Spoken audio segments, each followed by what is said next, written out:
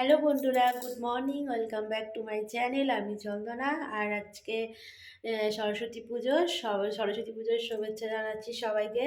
আর সবাই ভালোভাবে দিনটা কাটাও। আর কালকে সরস্বতী পুজো মানে তিথি লেগে গেছে, কাল রবিবারও হয়েছে, আজকে সোমবার, দুদিনই হচ্ছে।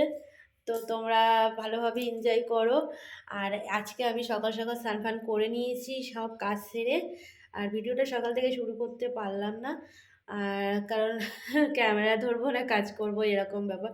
তো যাই হোক, পুজো হয়ে গেছে। আর আমাদের এবারে অঞ্জলি দেওয়ার নেই, কারণ আমার শাশুড়ি যেহেতু মারা গেছে 1 বছর, এখন আমরা কিছু করতে পারবো না। তো মা এখন পুজো করছে, মা যেহেতু আমার কাছে আছে, আমার মা, তো সেই জন্য পুজো দিচ্ছে। আর আমি যে ধুনো দিতে এসেছি, ধুনো দিচ্ছি সব ঘরে ঘরে।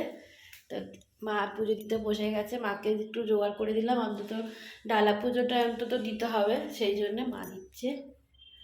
আর এই যে সব ঘরে ধুনো দিচ্ছি। চলো দেখতে থাকো, ব্লগটা তোমাদের ভালো লাগবে। হ্যাপি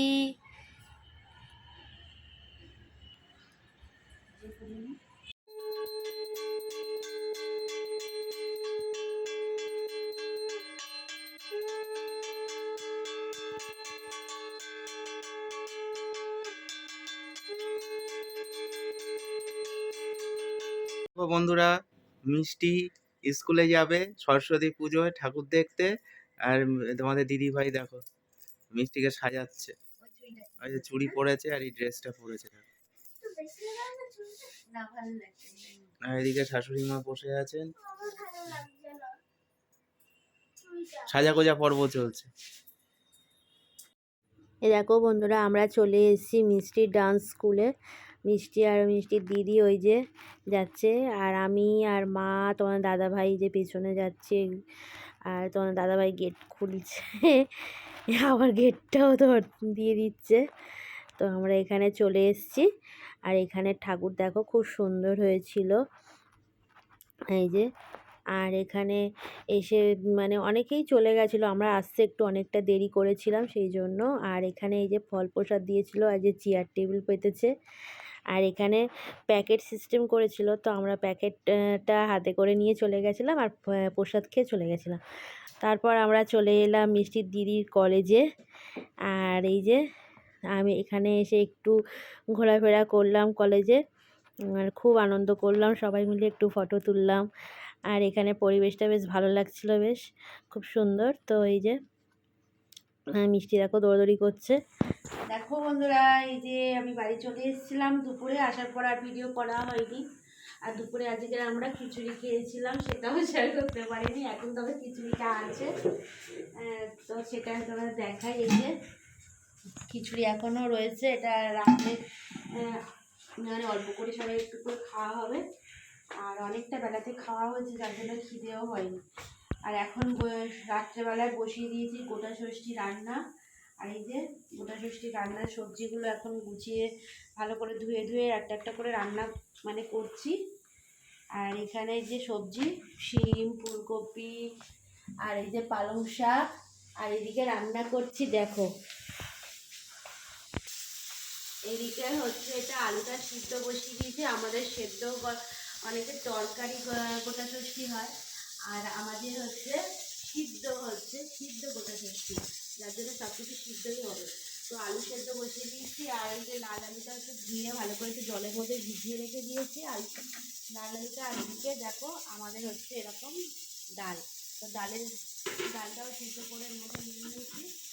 আর এইগুলো এবার এই সবজিগুলো গুছিয়ে নিয়ে তারপর মানে একটা একটা করে সব দিতে হবে, মানে পরিষ্কার করছি। অন্যবারে শাশুড়ি মা থাকে, শাশুড়ি মা গুছিয়ে গুছিয়ে কেটে কুটে ধুয়ে ধুয়ে দেয়, আমি রান্না করি। এবারে কেউ নেই, আর এবারে আমি একা একা মানে মানে চোখ দিয়ে জল এসে যাচ্ছে, খুবই খুবই কষ্ট হচ্ছে। এরকম মানে যে মানুষটা আমার সাথে সব সময় থাকতো, আজকে সত্যি সেই মানুষটা পাশে নেই, তো খুব কষ্ট হচ্ছে। মানে তোর দাদাভাইকে বলছিলাম যে মা আমাকে সব গুছিয়ে দিত, এখন কে গুছিয়ে দেবে। আর এই যে এখন নিজেই একা একা সব করতে হচ্ছে, আর খুব কষ্ট হচ্ছে। এই প্রথমবার আমি ফার্স্ট টাইম আমি একা একা গোটা ষষ্ঠী রান্না করছি। এত বছর আমার বিয়ে হয়েছে, কোনোদিন একা আমি ছিলাম না।